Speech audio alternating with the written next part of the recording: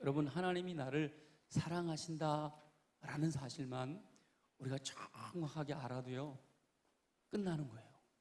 하나님이 나를 너무 사랑하신다 라는 사실만 우리가 정확하게, 정말 가슴으로 분명하게 알게 되면 내 인생은 그때부터 하나님이 책임져 주시는 인생이 될 줄로 믿습니다. 여러분, 하나님이 정말로 사랑하십니다. 아직도 이번 기회에 혹시나 여러분 마음에 정말 사랑하실까 궁금하셨던 분들은 이번 기회에 꼭 깨달아 알게 되기를 예수님의 이름으로 축원합니다. 하나님은 저와 여러분을 정말 사랑하십니다.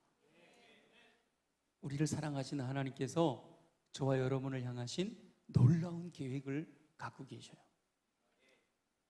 여러분을 향하신, 우리 한 사람 한 사람을 향하신 놀라운 계획을 갖고 계셔요. 이번 기회에 또 그 하나님이 계획하신 그 놀라운 것들을 깨닫게 되시기를 바랍니다. 근데 그 하나님께서 갖고 계신 그 놀라운 계획을 무엇을 통하여 이루시는가 하면 우리에게 사명을 주셔서 하나님께서 계획하신 일들을 우리로 하여금 알게 하시고 그 일을 이룰 수 있도록 우리에게 사명을 주셔서 그 일을 감당하게 하셔요. 하나님께서 한 사람 한 사람들을 택하시고 부르셔서 우리 오늘 새벽에 김현배 목사님의 말씀처럼 어둠을 통과하게 하시고 그리고 놀라운 것들을 보게 하시고 그래서 주님의 아름다운 덕을 선전하게 하시는 하나님이 주신 사명을 통해서 놀라운 일들을 이루어 가신단 말이죠. 그러면 내 사명이 무엇일까? 여러분의 사명이 뭘까요? 그거 알고 싶어 왔는데요. 그거 몰라서 그거 좀 알았으면 좋겠는데요. 그런 분들 혹 있으실 거예요. 내 사명이 뭘까? 라는 걸 알려면 하나님께서 내게 주신 달란트가 뭘까? 이걸 알면 돼요. 하나님께서는 하나님의 일을 이루시고자, 하나님께서 계획하신 일을 이루시고자 우리에게 사명을 맡기시는데 그 사명을 이룰 수 있도록 달란트를 주신단 말이에요. 재능을 주신단 말이죠. 그래서 하나님께서 내게 주신 달란트, 하나님께서 내게 주신 재능이 뭔가, 이걸 내가 분명하게 깨달을 수만 있다면 하나님이 나를 이런 삶을 살기를 원하시는구나, 이렇게 살기를 원하시는구나, 이 일을 위해서 살게 하시기를 원하시는구나 라는 것을 알게 돼요. 그러면 내 달란트가 뭘까? 이게 궁금하겠죠, 그죠? 그래서 많은 분들이 은사 테스트라든지 여러 가지 성격 유형 검사라든지 이런 걸 통해서 나를 좀 알아야 되겠다 하고 자꾸 나를 알기 위한 여러 가지 일들을 해요. 여러분도 기회만 되면 MBTI라든지 디스크라든지 또 여러분들 스스로 내 기질이 무엇인지, 성격 유형이 무엇인지 이런 것들을 또 은사 테스트를 통해서 내 은사가 무엇인지 이런 것들을 발견할 수 있기를 원합니다. 근데 지금 이 시간에 그런 걸 다 해드릴 수는 없는데 간단하게 내 달란트, 하나님께서 나에게 주신 달란트가 무엇인가 라고 하는 것을 알 수 있는 아주 가장 기본적인 방법이 있는데 세 가지예요. 세 가지. 첫째는 내가 잘하는 게 뭔가. 여러분들이 스스로 여러분들의 삶을 돌아보면서 내가 잘하는 게 뭔가 이걸 한번 찾아보시면 돼요. 여러분들이 잘하는 게 뭘까? 두 번째는 그 잘하는 걸 하는데 내가 기쁘고 즐거운가? 지금 우리 계속 예배 때마다 반주하는 형제 자매들이 있잖아요. 찬양 인도하고 노래 율동하고 또 노래를 같이 불러주고 찬양을 같이 주님께 올려드리는 우리 형제 자매들이 있는데 여러분 보기에 잘해요, 못해요? 잘해요, 그죠? 우리 박수 한번 해줄까요? 시간마다 얼마나 열심히 하는지 몰라요. 잘해요.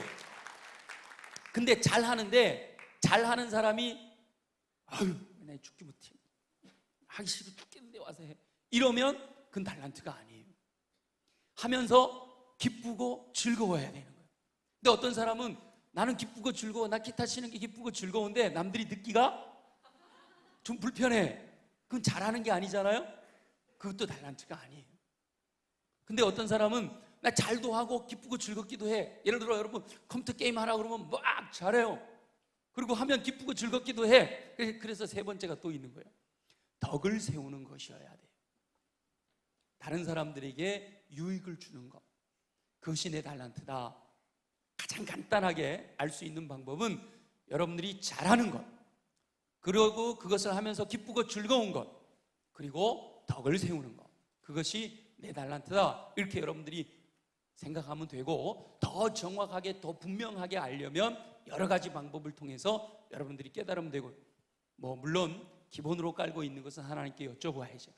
기도하는 가운데 성령께서 우리에게 감동을 주시는 그 달란트를 발견하고, 그 달란트를 가지고 하나님이 내게 주신 사명이 이것이구나 라고 하는 비전을 가지고 순종하며 나아갈 때 하나님께서 계획하신 놀라운 일들이 이루어지게 되는 줄로 믿습니다. 그런데 우리가 하나님의 일을, 하나님이 맡겨주신 사명을 가지고 잘 감당하는 것, 하나님은 너무 기뻐하시고 하나님은 좋아하시고 즐거워하시는데 싫어하는 존재가 있어요. 우리가 우리의 사명을 발견하고 주님의 뜻을 이루어드리고 주님의 계획하신 것을 이루어드리기 위해서 내가 충성하고 헌신하며 살아가는 그 삶을 방해하는 존재가 있단 말이에요. 그 방해하는 존재가 누굴까요? 옆에 있는 친구? 부모님?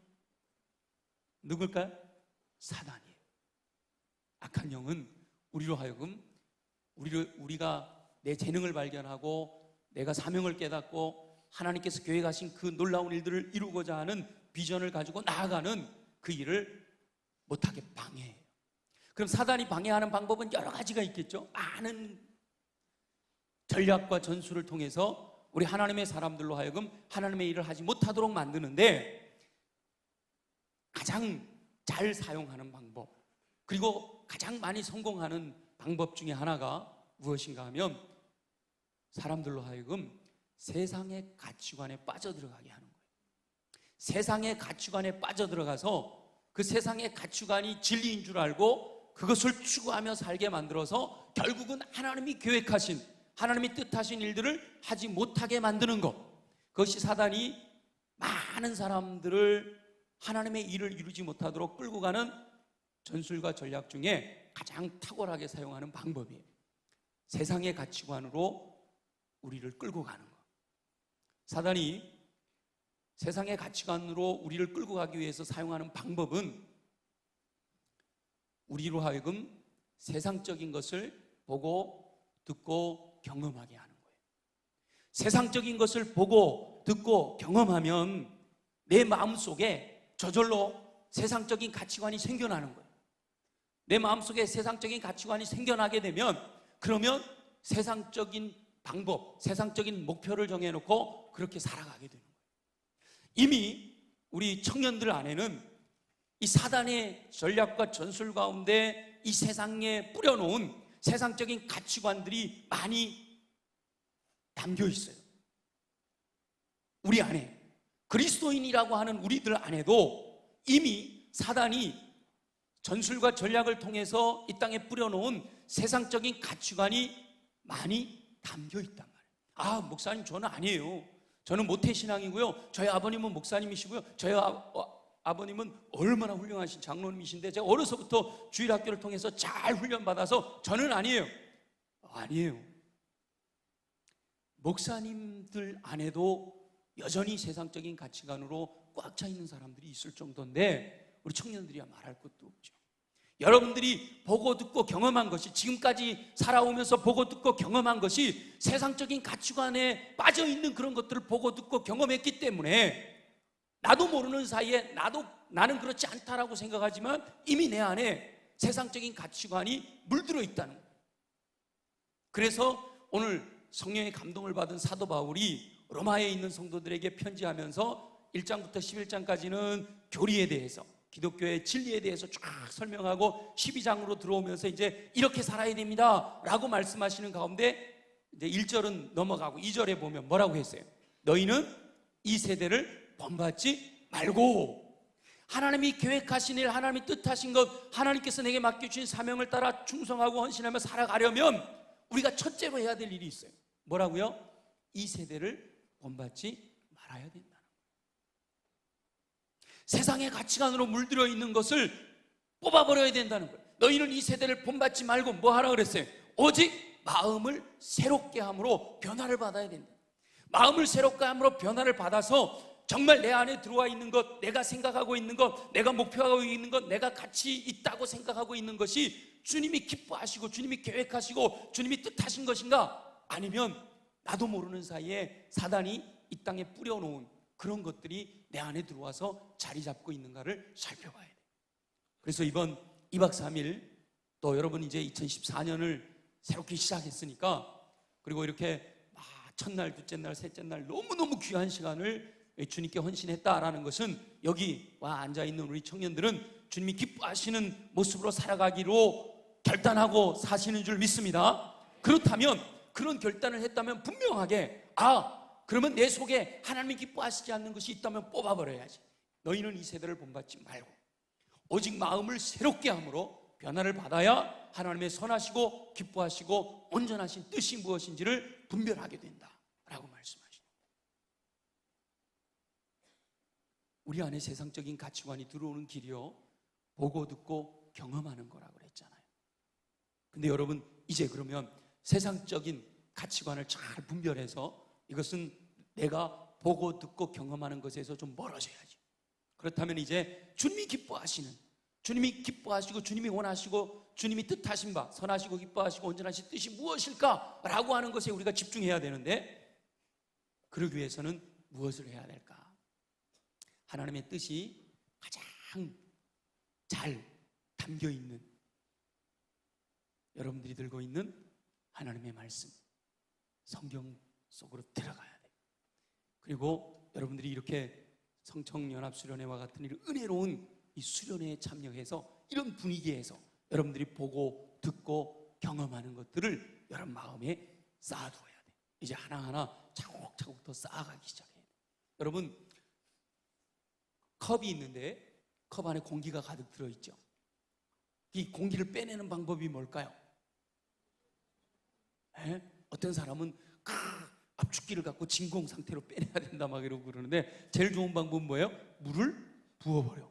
그럼 공기는 저절로 빠져나가죠. 그러니까 내 안에 이미 세상적인 가치관으로 가득 차 있는 사람들이 있어요. 그런데 가득 차 있는 세상적인 가치관을 뽑아보려고 애를 써봐야 쉽지 않아. 왜냐하면 우리는 계속해서 세상적인 가치관으로 보고 듣고 경험하며 살기 때문에.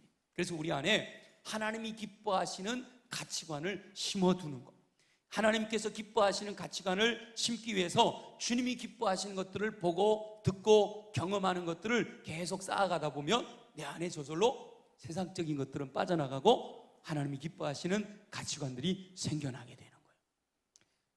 저는 많은 사람들을 보면서 또 말씀을 묵상하고 깊이 하나님과 교통을 하면서 궁극적으로 우리는 어떤 인생을 살아야 될까에 대해서 고민을 많이 해봤어요. 대부분의 많은 사람들, 특별히 세상적인 가치관에 빠져 있는 사람들은 어떤 인생을 살아야 되느냐라고 이야기를 할 때 성공하는 인생을 살아야 됩니다, 이렇게 얘기합니다. 그리고 세상적인 삶의 처세술에 대해서 우리에게 알려주고 있는 많은 서적들도 보면 어떤 인생을 살으라고 그래요? 성공하는 인생을 살아야 돼요. 그래서 성공하는 인생을 살으려면 어떻게 살아야 되느냐? 여러 가지 방법들을 이야기하죠. 근데 대부분의 그런 방법들을 보면 세상적인 가치관을 기준으로 하고 있어요. 그렇다면 우리 그리스도인들도 모두 다 성공하기를 예수님의 이름으로 축원합니다. 근데 과연 성공이라는 것, 세상적으로 말하는 성공이라는 것이 주님이 기뻐하시는 것인가? 그래서 저는 성공이라는 단어보다 더 좋은 단어가 승리라는 단어라고 생각해요. 그래서 우리 그리스도인들은 인생에서 성공하려고 하기보다 인생에서 승리하는 삶을 살게 되시기를 예수님의 이름으로 축원합니다. 성공과 승리는 조금 달라요. 물론 성공한 사람이 승리하는 사람이 될 수 있으면 더더욱 좋겠죠. 근데 세상적인 가치관으로 성공하려고 하기보다 주님이 기뻐하시는 뜻 가운데서 주님의 은혜 가운데 승리하는 인생을 살아야 돼요. 승리하는 인생을 살려면 어떻게 해야 될까? 성경을 전체적으로 보면 결론은 그거예요. 예수님 닮은 삶을 살아가는 것, 예수님 닮은 삶을 사는 것이 곧 인생 승리의 비결이 되더라고요. 근데 인생 예수님을 닮은 삶이라는 것은 뭔가 곧 예수님의 인격을 닮은 것이다, 이런 뜻이에요. 그럼 인격, 예수님을 닮은 인격이 되려면 어떻게 해야 될까? 예수님처럼 살아가는, 예수님이 살았던 삶의 습관으로 살아가야 된다라고 라고 생각이 되고, 습관은요, 행동이 반복되면 습관이 되죠. 근데 행동은 주로 어떤 경우에 행동하게 되는가 하면 우리가 말한 대로 행동하게 돼요. 그리고 말은 주로 내 마음속 생각에 있는 것들이 말로 표현되고요. 그런데 주로 우리는 어떤 것을 생각하고 어떤 것을 마음에 담아두는가 하면 보고 듣고 경험한 것을 생각하고 마음에 담아두게 돼요.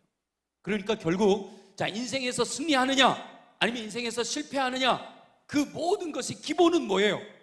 내가 무엇을 보고 듣고 경험하느냐.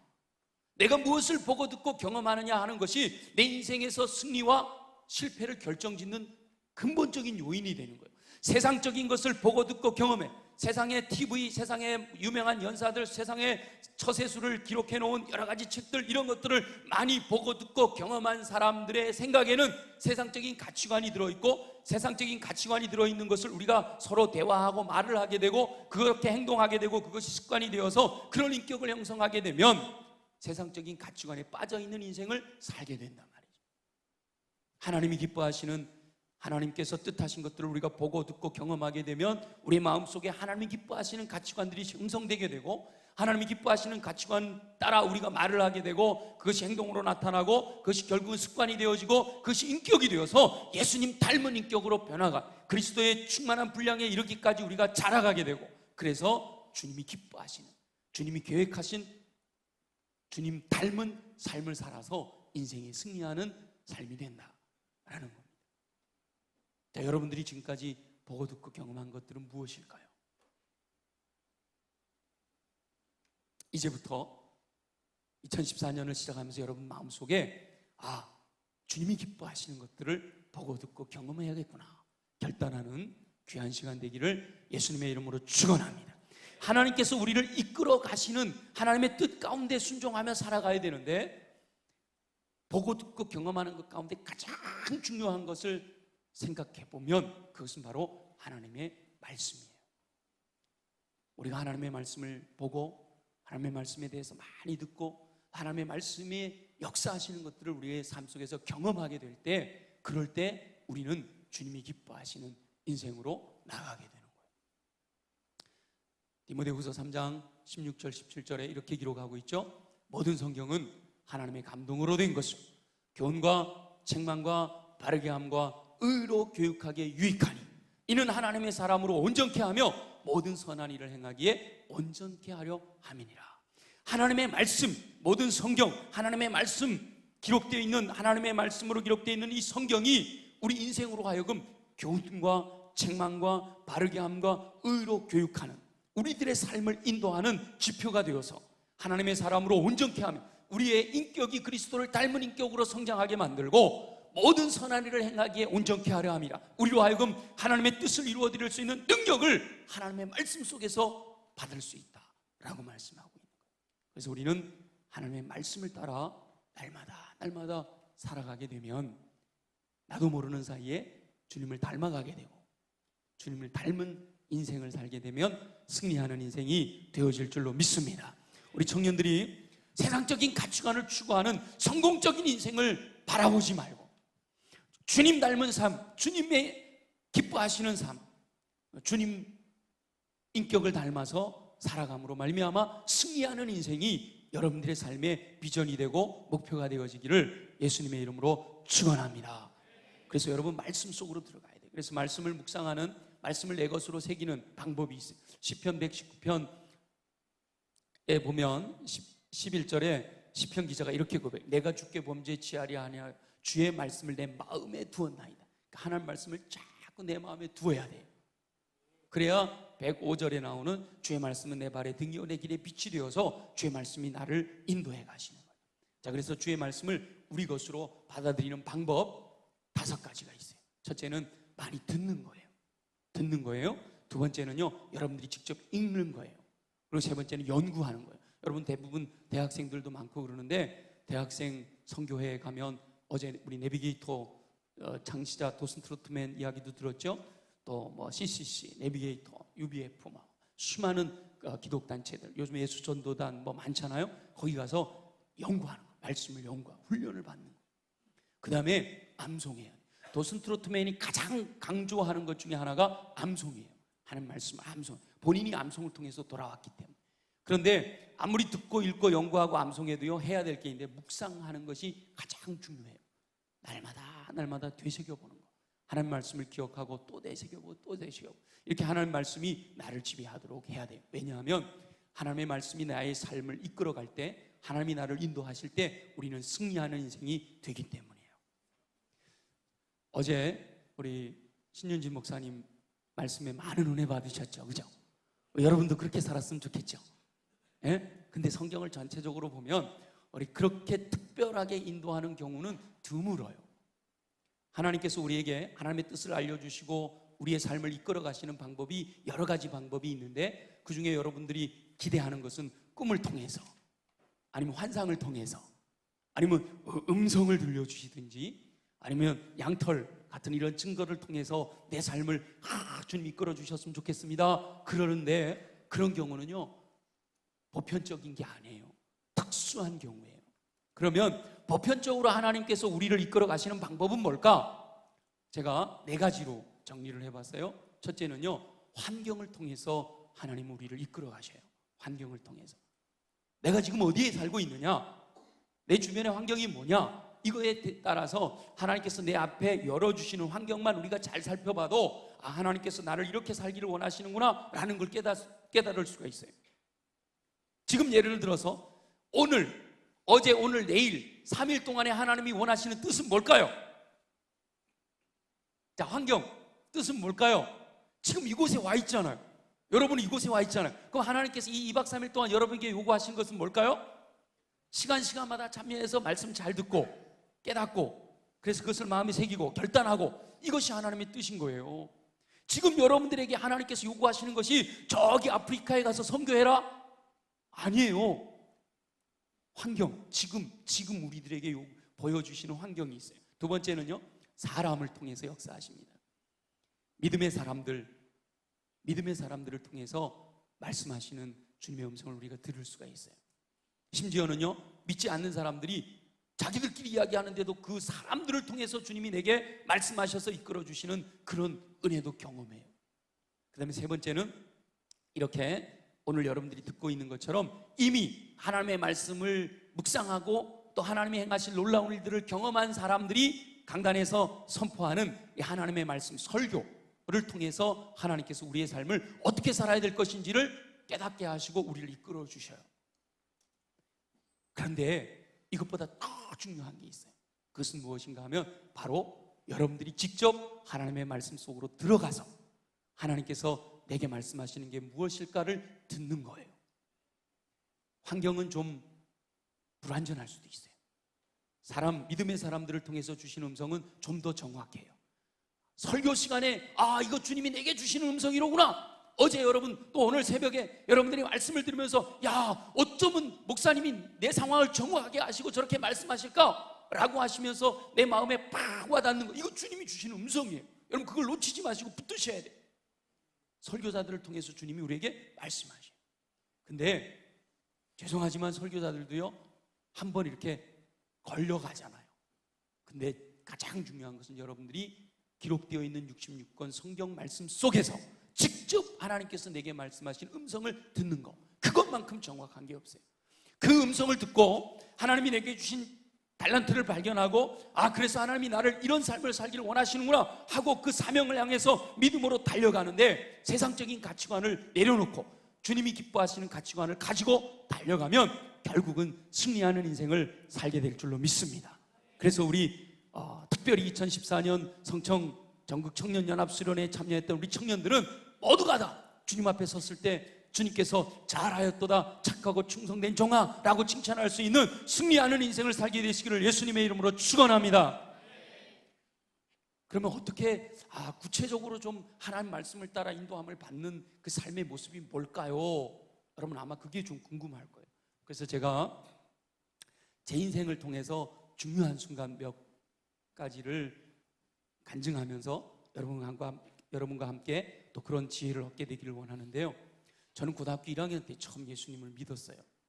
물론 그 전에 초등학교 때 강원도 정선이라고 하는 아주 산골짜기에서 주일학교를 다니기는 했어요. 근데 그때는 그냥 교회 다니는 게 재밌어서 다녔어요. 근데 강릉으로 이사 와가지고 강릉에서 뭐 도시에 접하다 보니까 교회 안 나가도 재밌는 게 많더라고요. 그래서 교회를 안 다녔어요. 그러다가 고등학교 1학년 때 공부를 열심히 하기는 하는데 성적이 잘 안 오르고 목표는 큰데 원하는 만큼 안 되는 거예요.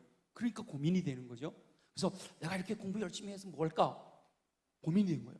공부 열심히 해서 좋은 대학 가고 좋은 대학 나와서 좋은 데 취직하고 예쁜 섹시 만나갖고 행복한 가정 꾸리다가 뭐 토끼 같은 자녀들 낳아가지고 잘 살다가 결국 죽을 텐데 아니 내가 그러면 죽으려고 열심히 공부하고 있나?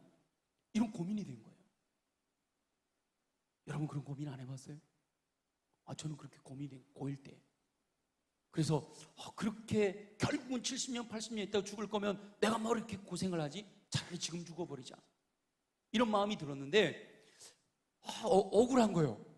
죽는다고 생각하니까 억울한 거예요. 그래서 고민이 됐는데 마침 그때 국민윤리, 우리 때는 국민윤리라는 과목이 있었어요. 거기에 종교와 인생이라고 하는 그런 과목이 있었는데 선생님이 야, 너 기독교 손들어봐, 불교 손들어봐, 유교 손들어봐. 전 그때 교회를 안 다녔으니까 무교. 이 종교 있는 아이들한테 전부 다 발표를 시키더라고.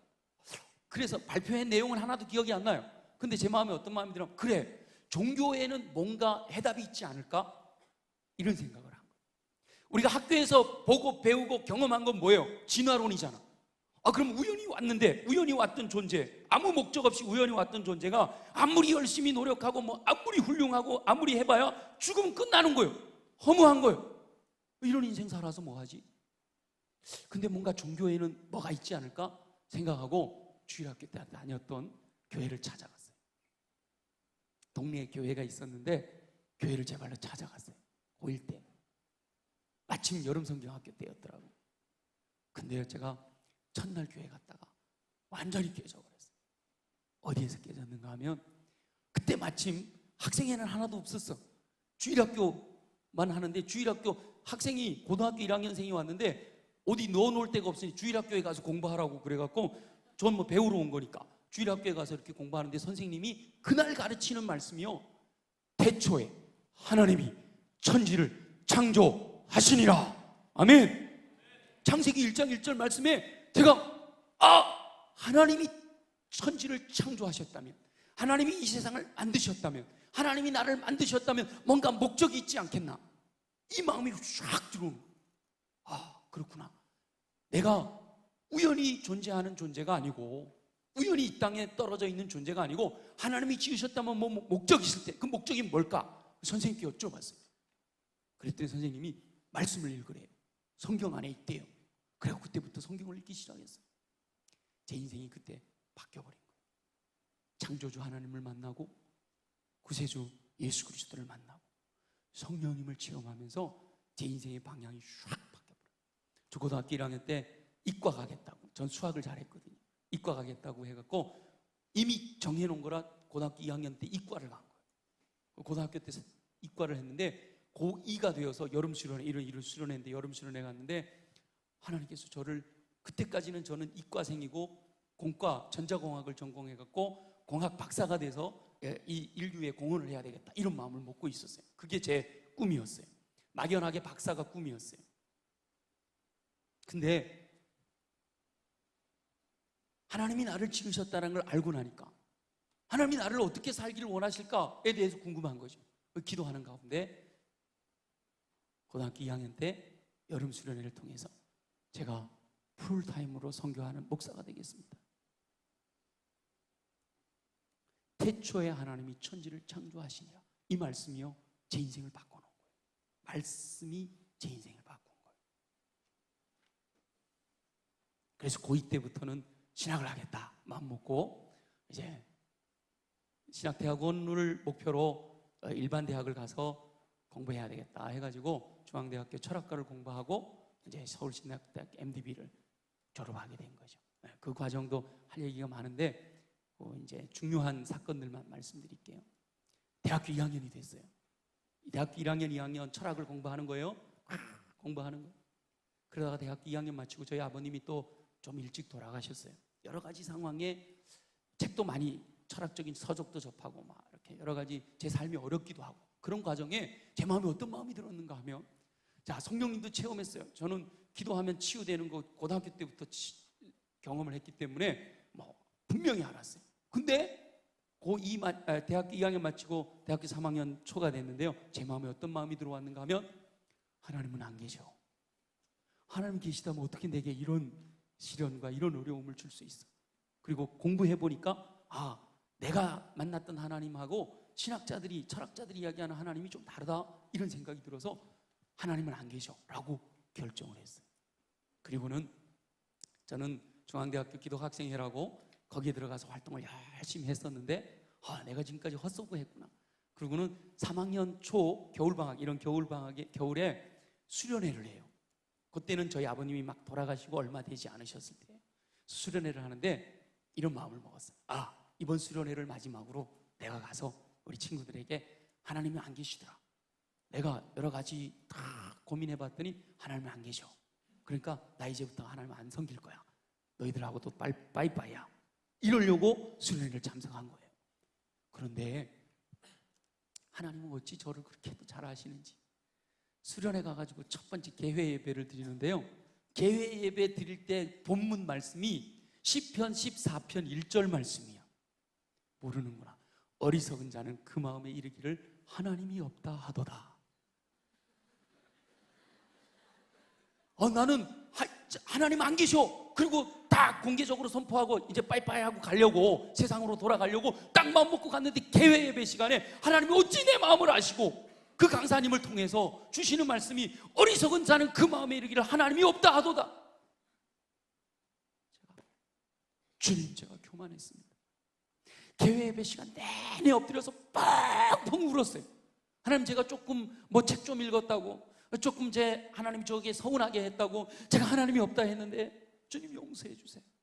펑펑 울면서, 그렇습니다 주님, 하나님은 살아계시고 하나님 제 인생을 이렇게 정확하게 보시고 제 마음, 아무한테도 얘기를 안 했거든요.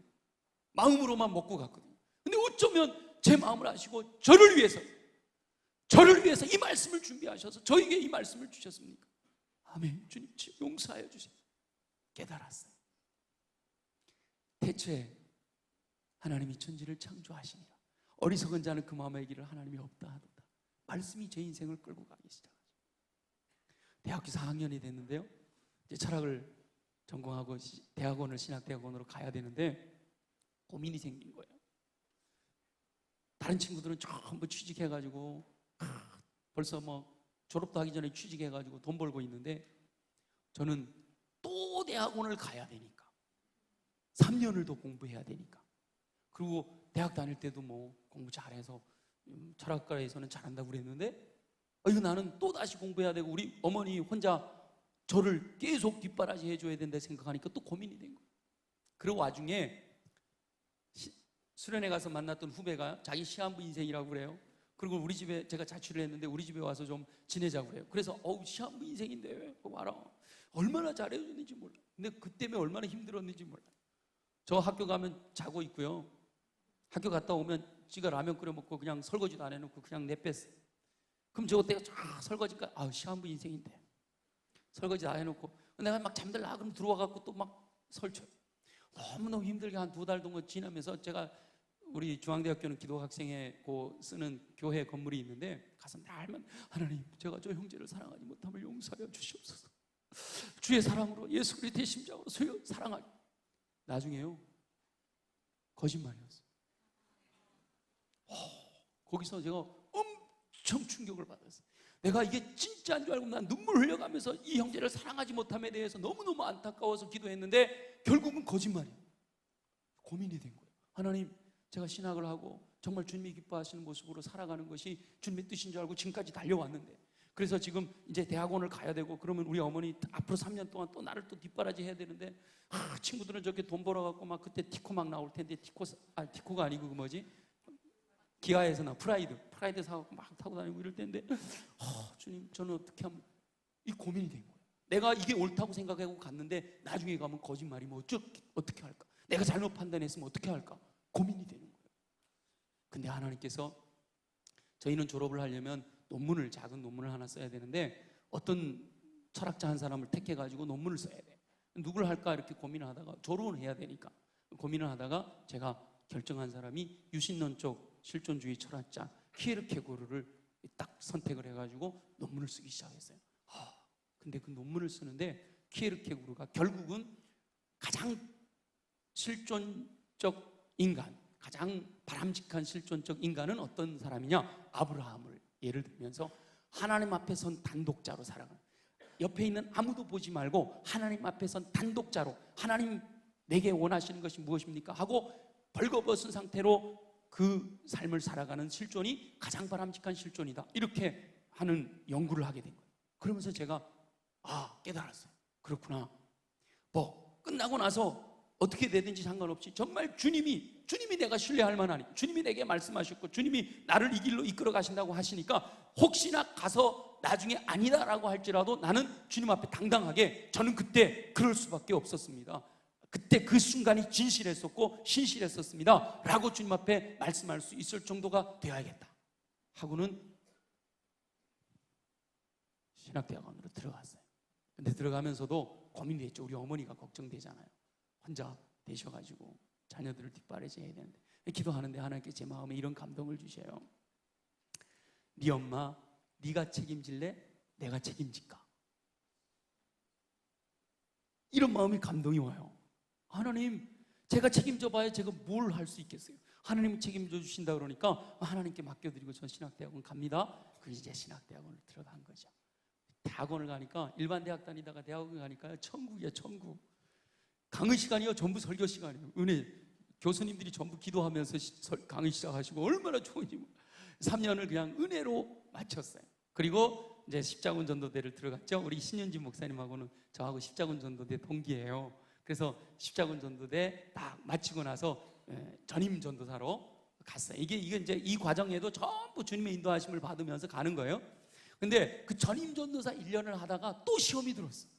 이번에는 뭐 하나님의 살아계심 이거는 문제 없어. 그리고 내가 순간순간 살아가는 것도 문제 없어요. 근데 어떤 시험이 들었는가 하면, 선배 목사님들을 뵈니까 그때만 해도 20대 팔팔한 뜨거운 열정을 가지고 주님이 기뻐하시는 일을 위해서 충성해야지, 헌신해야지 그러고 막 충성하고 있는데, 선배 목사님들을 보니까 제가 생각하고 있는 그 내 미래의 모습이 아닌 거예요.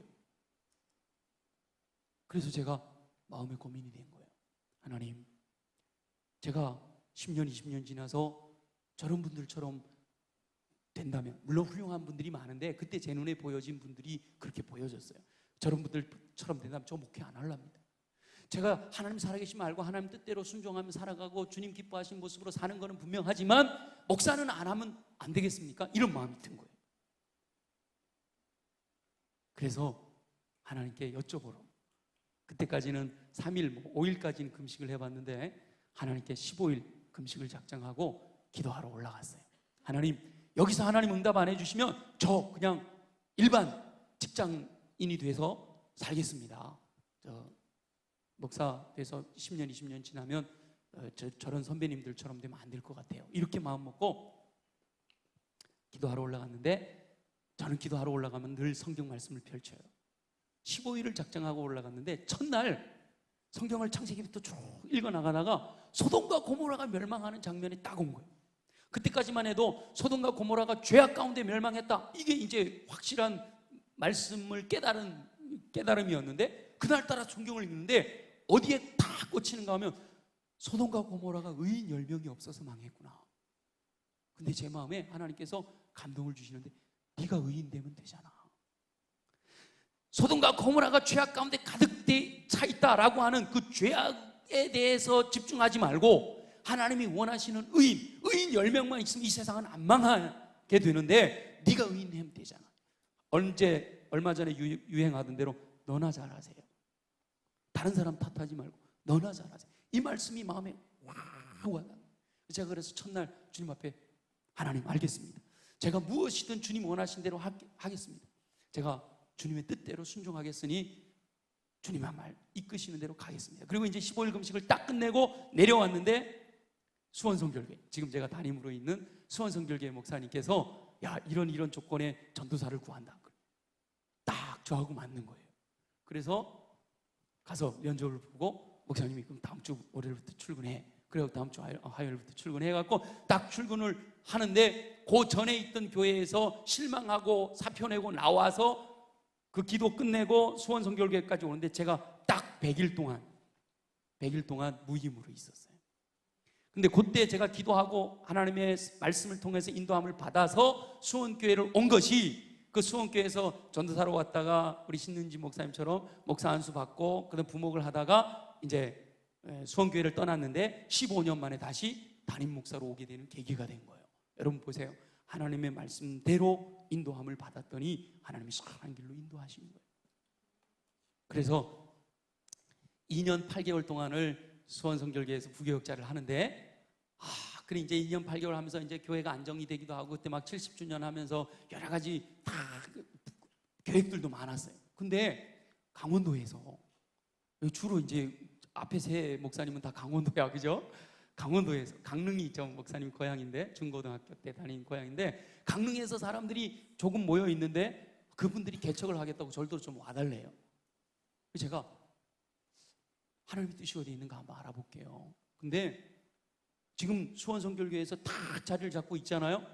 근데 가서 개척을 해야 되잖아요. 여러분 인간적으로 수원하고 강원도 넘어가면 시골이잖아요, 그죠? 그러니까 고민이 되는 거예요. 근데 그때 마침 우리 청년들하고 말씀을 나누는 것이, 무엇을 말씀을 나누고 있었는가 하면 사도행전을, 누가복음부터 시작해갖고 사도행전까지 쭉 말씀을 나누고 있었는데, 그때 저에게 요청이 들어왔던, 그때 우리가 묵상하던 말씀이 사도행전 16장이에요. 사도행전 16장에 보면 사도 바울이 가고 싶은 곳은 어디예요? 에베소, 이쪽 소아시아 지방으로 가고 싶어요. 근데 성령께서 계속 막으셔요. 그리고 어디로 부르셔요? 마게도냐로 부르셔요. 환상 가운데 마게도냐 사람이 건너와서 우리를 도와주세요 라고 하는 환상이 있는 말씀을 묵상하는데, 강릉에서 내려와서 우리 개척합시다 하는 사람들이 마게도냐 사람의 환상으로 느껴지는 거예요. 하나님의 말씀이 나를 이끌어가는 거예요. 그렇지만 저는 부교역자니까 제 마음대로 결정할 수는 없고, 우리 담임 목사님께 여쭤봐서 목사님이 허락하시면 제가 갈게요. 그렇게 마음을 먹고 목사님께 상담을 요청을 했는데 목사님 그러시더라고요. 그렇다면 가야지. 아멘. 그리고 저는 개척하러 내려간 거예요. 강원도에 내려가서 개척하고 지하실에서 시작해가지고 4년 만에 교회를 아담하게 잘 짓고요. 한 20명 시작했던 교인들이 출석이 한 180명까지 이렇게 부흥하고, 그러면서 10년을 32살에 내려가서 42살까지 10년 동안 참 은혜롭고 행복하게 목회를 했어요. 강릉중앙성결교회라고, 지금도 여러분 홈페이지 들어가면 교회가 얼마나 예쁜지 몰라요. 그 예쁜 교회를 하나님의 은혜로 제가 지었거든요. 그리고 아주 10년 동안 이제는 뭐 교회도 안정되었죠. 뭐 생활도 어렵지 않죠. 10년 동안이나 목회한 분들이니까 이제 제 마음대로 다 되는데, 이웃 교회에서 목사님 우리 교회 와서 좀 도와주세요 하고 청빙이 온 거예요. 그 교회는, 우리 교회는 한 10년 된 교회고 그 교회는 한 50년 된 교회. 근데 우리 교회는 한 180명 출석하는 교회인데 그 교회는 한 120명 출석하는 교회. 우리 교회는 젊은이들이 많은 교회인데 거기는 어르신들이 많은 교회. 근데 우리 교회는 좀 교회 건물은 아담하지만 그쪽 교회는 건물을 잘 지었어. 자, 어디로 가야 될까요? 그냥 결정하면 안 되죠. 뭐 해야 돼요? 기도해야죠. 하나님께 기도하는데 인간적으로는요, 여길 떠나고 싶지 않은 거예요. 근데 기도하는데 하나님께서 계속 속초 쪽으로 마음을 주시는데요, 결정적으로 그때 우리 교회에서 알파를 하고 있었는데, 알파를 하면 앞에 찬양을 하잖아요. 이 찬양 인도하는 친구가 약간 이렇게 언더그라운드에서 노래 부르는 친구예요. 그런데 알파는 이제 그런 노래도 필요하니까 찬양 인도자로 세웠는데, 그날따라 이 친구가, 제가 이제 고민하고 있는 거예요. 그 알파에 토크를 하러 가야 되는데 그 앞에 앉아가지고, 하나님 어떻게 해야 되죠? 속초로 가야 되나요? 아니면 여기 있어야 되나요? 하나님 알게 해주세요. 이러는데 이 친구가 갑자기 그러는 거예요. 저는 이런 찬양장을 모르지만 학교 다닐 때 선배님이 불렀던 찬양인데 오늘 한번 그 찬양을 한번 불렀으면 좋겠습니다. 그런데 뭘 부르는가 하면, 너는 가라 주의 이름으로, 뭐예요? 파송의 노래. 너의 가는 길에 주의 평강이 있으리. 제 마음에, 제가 이러고 있었다니까요.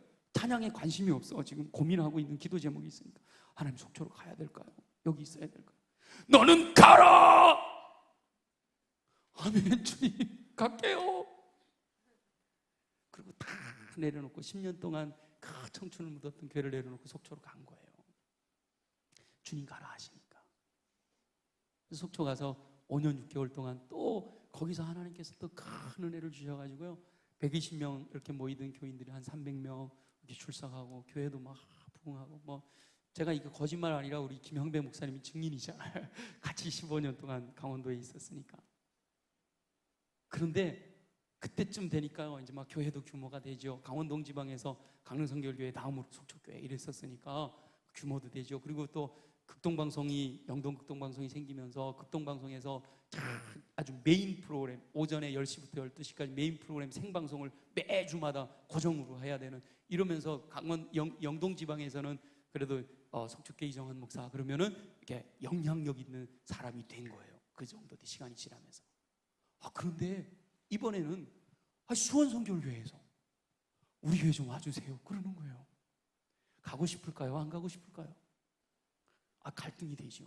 여러분, 이럴 때 꼭 갈등이 되는 거예요. 갈등이 되는데, 수원 가면 좋은 점, 속초 있으면 좋은 점, 여러 가지가 있잖아요. 근데 저는 우리 장로님들께서 먼저 저한테 의논도 안 하시고, 장로님들께서 이제 이력서 받아가지고 다 해보시다가 안 되셔가지고 장로님들이 함께 모이셔서 그러면 어떻게 할까? 기존에 올라왔던 모든 분들 다 백지 상태. 그럼 새로운 분을 찾아봅시다. 그럼 누굴까? 이정환 목사 어떨까요? 제가 들은 이야기예요. 이정환 목사 어떨까요? 그랬더니 장로님들 12분이 이정환 목사님이 오신다고만 하면 100%. 어제부터 계속 100%예요. 그죠? 100% 장로님들이 찬성을 하셨다는 거예요. 그리고 저한테 연락이 온 거예요. 목사님, 장로님들이 100% 목사님 오신다고 하면 모시기로 결정했는데 오시겠어요? 고민이 되잖아요. 왜냐하면 인간적으로야 수원교회 그렇고 막 여러 가지로 수도권이고 좋잖아요. 근데 주님의 뜻이 어디 있을까를 찾아야죠.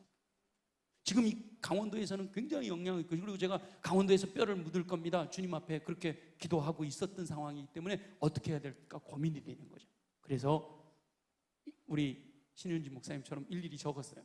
수원교회 가면 하나님이 기뻐하실 일, 속초교회 있으면 하나님이 기뻐하실 일, 쭉 적어가지고 어디가 더 무거운가 재봤더니요, 그래도 주님께서, 나는 힘들고 어려울지 모르지만 지금 내가 여기 속초에 있으면 편안하고 너무너무 행복하고 너무너무 좋을 수 있지만 수원교회에 하나님이 나를 필요로 하시기 때문에 부르시는구나 라고 확신을 갖고, 그럼 제가 가겠습니다 하고는 이제 여러 가지 절차를 밟아갖고 수원으로 오게 된 거죠. 하나님께서 수원으로 오게 되니까 또 수원에 하나님께서 꼭 필요해서 보내셨다 믿고 지금까지 2년 6개월 동안 또 우리 수원교회에서 열심히 사역하고 있어요. 자, 제가 이렇게 간증을 한 이유는요, 자, 들어보세요. 순간순간 처음 예수님을 믿게 되었을 때, 또 고민이 돼서 하나님 없다 할 때, 또 대학원을 가야 될까요 말아야 될까요 고민하고 있을 때, 자, 하나님께서 어떻게 역사하셔요? 제 인생의 순간순간마다, 이건 굵직굵직한 것만 말씀드린 거고, 오늘 아침에 제가 말씀을 묵상하는데, 우리는 날마다 말씀 따라갖고 묵상해요. 근데 오늘 아침에 묵상하는데, 오늘 아침에 창세기 2장 말씀인데요, 돕는 배필에 대해서 말씀이 나왔어요. 그래서 제가 아내 일어나자마자 아내한테, 여보, 나의 아내가 되어줘서 고마워. 이제 그 말씀에 적용하는 거예요. 날마다 이렇게 말씀대로 적용하면서 사는 거예요. 말씀의 이끄심을 받아 살면 우리는 결국은 주님 닮은 인생으로 승리하는 인생을 살게 될 줄로 믿습니다. 자, 우리가 주님의 뜻대로 주님이 기뻐하시는 모습으로 내게 맡겨주신 사명이, 여러분, 사명이라는 것은 직업을 의미하는 게 아니에요.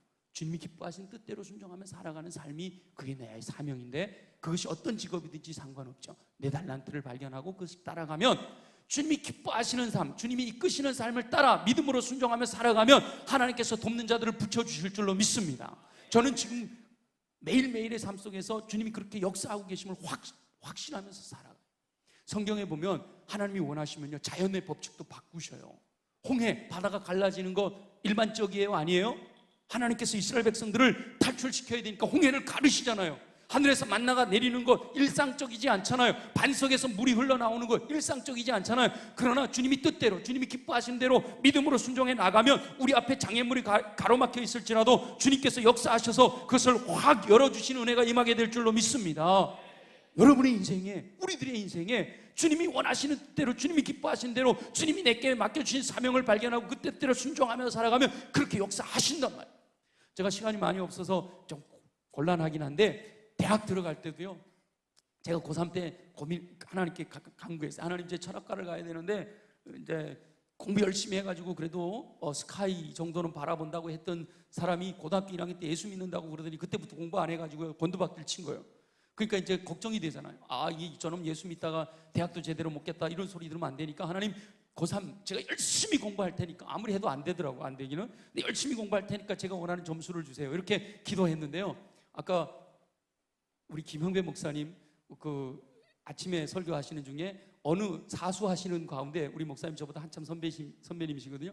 사수하시는 가운데 점수가 20점이 왕창 모자랐다, 이런 얘기 하시는, 저 가슴이 뜨끔했어요. 왜냐하면 제가 83학번인데 83년도에 제가 하나님께 요구한 점수가 있었어요.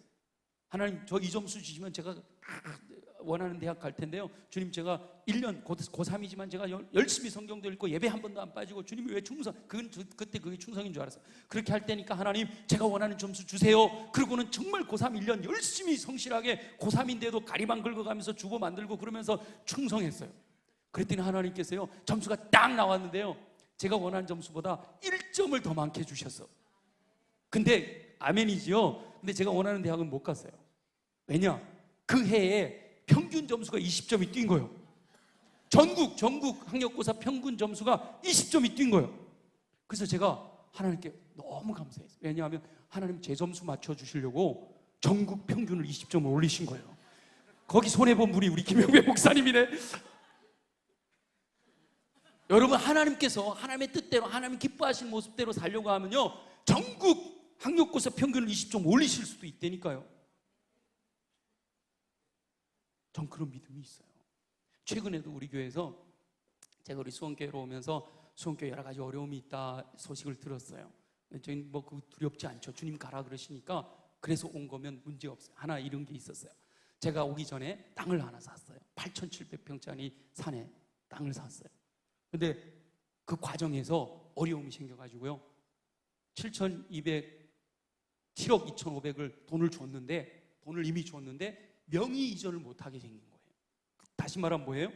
7억 2,500이 날아가게 생긴 거예요. 소송을 제기했죠. 1심에서 이겼는데 2심에서 졌어요. 대법원까지 갔는데 졌어요. 자, 대법원까지 가서 졌으면 7억 2,500 날아가요, 찾을 수 있어요? 날아가죠. 근데 기도했어요.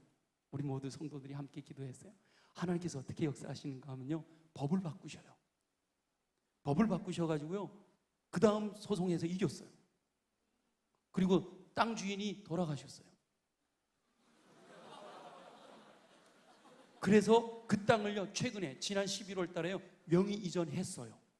처음에 계약했던 돈보다 싸게 명의 이전했어요. 저는 확신을 가져요. 우리 교회 성도들은 확신을 갖고 있어요. 하나님이 역사하시려면 법을 바꾸실 수도 있고, 하나님이 역사하시려면 사람까지 그럴 수 있어요. 성탄절이 얼마 지나지 않았잖아요. 자, 하나님께서 선지자들을 통해서 메시아가 어디에서 태어난다고 그랬어요? 베들레헴에서 태어난다고 그랬죠. 근데 하나님 성령을 통하여 잉태된 여인은 어디에 살아요? 갈릴리 나사렛에 살잖아요. 아니, 그 갈릴리 나사렛에서 만삭이 된 사람이 베들레헴까지 가서 아기 낳을 수 있어요, 없어요? 상식적으로 불가능하죠? 근데 하나님이 어떻게 하셔요? 황제의 마음을 움직이셔요. 여러분, 하나님의 뜻을 이루시려고 하면 황제의 마음도 움직이실 수가 있어요. 황제의 마음에 인구조사를 해야 되겠다라는 생각이 든 거죠. 고향에 가서 인구조사해라. 이 마리아가 고향이 어디였어요? 남편 요셉이 고향이 베들레헴이었어요. 부모님의 고향이. 그래서 베들레헴까지 와서 아이를 낳은 거예요. 하나님께서 예수님을 베들레헴에 탄생하시려고 어디를 움직이셨어요? 로마 제국 전체를 움직이신 거예요. 그러니까 여러분, 저와 여러분들이 하나님이 내게 주신 달란트가 뭔지를 발견하고 하나님이 원하시는 사명이 무엇인지를 깨달아서 주님의 뜻을 이루어드리고자 하는 비전을 가지고 세상적인 가치관이 아니라 하나님이 기뻐하시는 가치관을 내 마음에 새겨서, 말씀을 통하여 하나님의 말씀이 내 마음에 새겨져서 주님이 원하시는 가치관을 순종하여 살아가려고 하면 하나님께서 어떠한 방법을 통해서든지 우리로 하여금 승리하는 인생을 살게 하실 줄로 믿습니다. 저는 확신이 있어요. 여러분, 이 정도 확신은 있어야죠. 내 믿음, 내 점수 맞춰주시려고 전국 평균 20점 올려주실 수 있어요. 근데 저보다 더한 사람도 있더라고. 저기 일산에 가면 요즘은 이름이 세계로 금난교회인가 주성민 목사님이라는 분이 계신데, 그분은요 신학대학을 가야 되는 게 자기의 사명이다 생각하고 신학대학을 두드리는데요, 10수 했대. 10수. 상상이 돼요? 10수. 근데 자기 실력으로는 아무리 공부해갖고, 그분은 감리교인데 감리교 대학교 3개의 대학이 있는데 3개의 대학이 아무 데도 들어갈 수 없는 실력이래요. 근데 10수 할 때 3군데 다 합격했대. 어떻게 합격했냐? 실력으로 합격한 게 아니에요. 하나님께서 대입 제도를 바꿔버리시는 거예요. 저는 점수만 올려주셨는데 이분은 제도를 바꿔 3군데 다 합격했대요. 골라갔대요. 나중에 간증 들어보죠. 그런 간증들이 수두룩해요. 우리 성청연합수련회 참여하는 우리 청년들이 하나님께서 나를 어떻게 쓰시길 원하시는가 분명하게 깨닫고 주님의 뜻을 따라 말씀의 인도함을 받아 순종해서 살아가면 여러분들도 이와 같은 간증들이 있게 될 줄로 믿습니다. 그래서 여러분들이 하나님의 인도하심을 따라서 순종하여 살아감으로 하나님께 영광 돌려드리고 또 여러분들이 승리하는 인생 사시는 우리 모두가 되어지기를 예수님의 이름으로 축원합니다. 우리 함께 찬양할 텐데요, 하나님의 사랑을 사모하는 자, 다 아시죠? 하나님의 사랑을 사모하는 자, 주만 바라볼지라. 우리 함께 찬양하고 기도하는 시간을 가졌으면 좋겠습니다.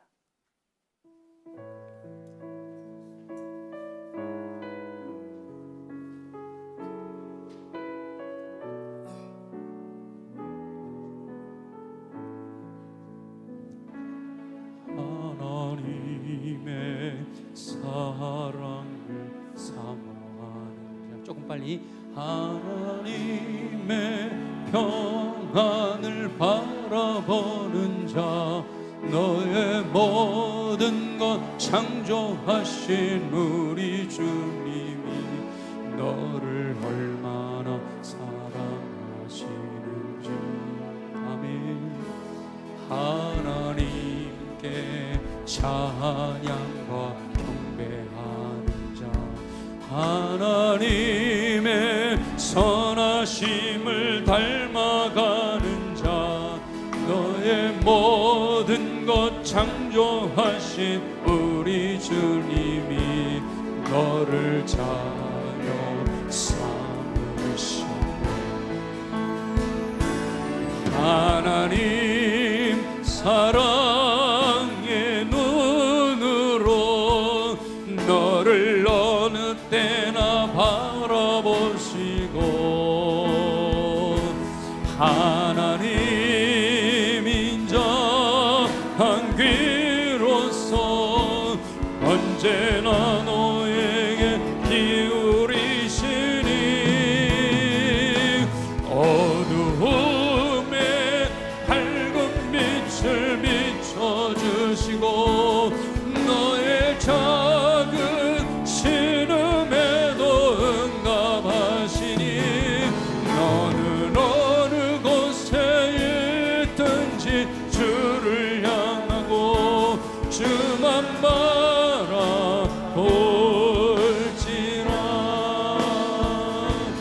하나님 사랑의 눈으로 너를 어느 때나 바라보시고, 하나님 인자한 귀로서 언제나 너에게 기울이시니, 어두움에 밝은 빛을 비춰주시고, 나의 작은 신음에도 응답하시니, 나는 어느 곳에 있든지 주를 향하고 주만 바라볼지라. 주만 바라볼지라.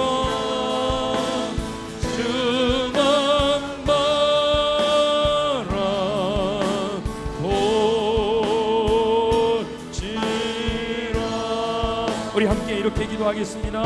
자신의 달란트가 무엇인가를 생각해 볼 수 있기를 원합니다. 주님, 알게 하여 주옵소서. 제가 잘하는 것이 무엇입니까? 기쁘고 즐거우면서도 덕을 세우는 것을 알게 하셔서 내 사명을 깨닫게 하여 주시고, 하나님 인도하심을 따라 환경과 사람과 설교와 성경을 통하여 인도하시는 대로 살기로 결단합니다. 세상의 가치관을 따라 살지 않고 마음을 새롭게 함으로 하나님의 선하시고 기뻐하시고 온전하신 뜻을 분별하여 살기를 원합니다. 하나님의 인도하심을 따라 살기로 결단하고 말씀에 기초한 것을 듣고 보고 경험해서 예수 그리스도를 닮은 인격으로 승리하는 인생 살기를 소원합니다. 주님, 도와주시옵소서. 내 가는 인생길 순간순간 함께 하셔서 도와주시기를 소원합니다. 우리 다같이 주여 3번 부르고 간절히 통성으로 기도합니다. 주여, 주여.